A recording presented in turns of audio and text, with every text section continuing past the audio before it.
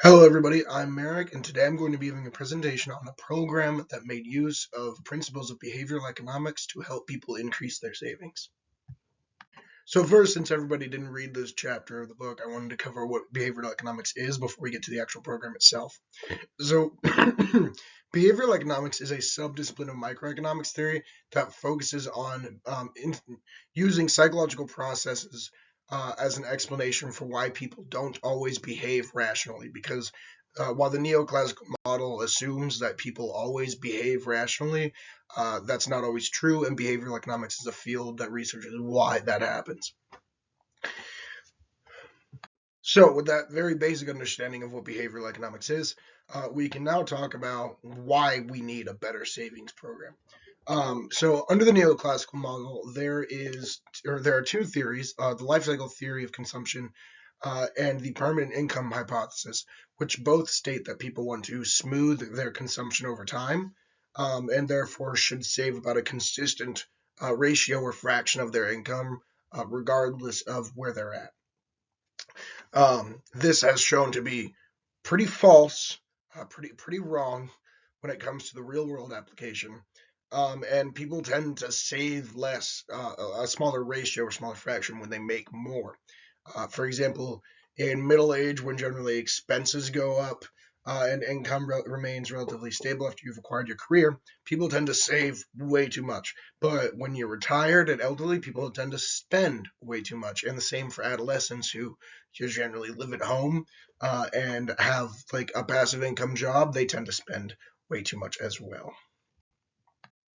So while the previous information on the previous slide probably isn't any surprise, people make more so they spend more, and people make less so they try to save more.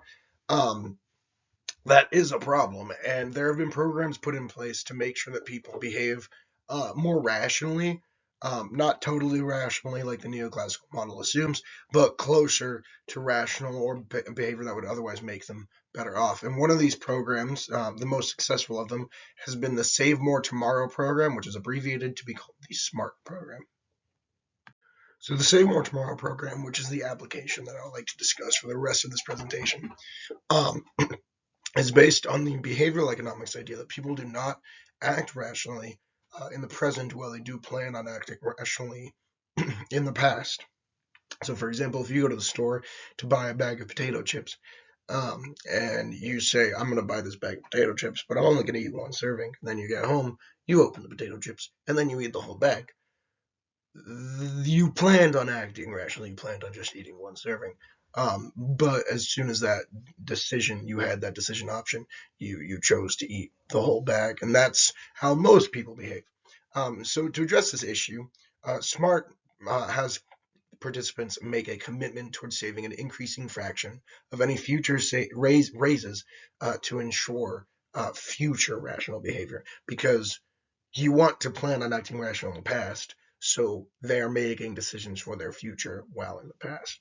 And the program has been very successful during its first implementation in the early 2000s. Smart increased the saving rates by threefold for the people who joined it, and has only become more successful as it's grown. So the success of the SMART program is due to several intentional decisions made about the program structure. The first is the point we covered on the previous slide. They plan on people not acting rationally in the present, but wanting to act rationally in the future. And the second point, the SMART program addresses present bias. People don't want to give up money now. That's why, as I mentioned on the previous slide, people make a commitment to dedicating future pay raises, not their current pay level.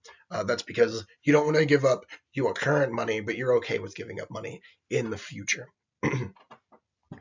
And third point, the SMART program addresses the idea of loss aversion. And again, this is related to the fact that people are giving up future raises. It does not feel like the language for this is weird, but it doesn't feel like a loss if you're giving up a future pay raise. It feels like a foregone gain instead, which, while functionally the same thing, does feel different to the average person. And the last point, the SMART program uses the concepts of inertia and status quo bias to ensure that people continually increase their savings. What this means is the amount that people who in Save More Tomorrow save increases with each pay raise. They increase the portion of each raise that they take for savings. But having done it once in a smaller amount makes you more okay with doing it, or having dedicated a small amount your first raise makes you okay with dedicating a little bit more in your second raise and a little bit more in your third raise. And there is a cap to how much they'll take. Um, but both those concepts are related to the idea of inertia and status quo bias, which are both essentially, well, I'm already doing it and I don't feel like changing it, or it would cost me more to change it than it's worth. So I'm just going to continue going with it. That is the end of this presentation. These are the various sources I used. The one of them, Thaler and Bernardsey, covered the actual implementation of Save More Tomorrow in 2004, and revealed that how successful it was at first. Anyways, thank all of you for watching.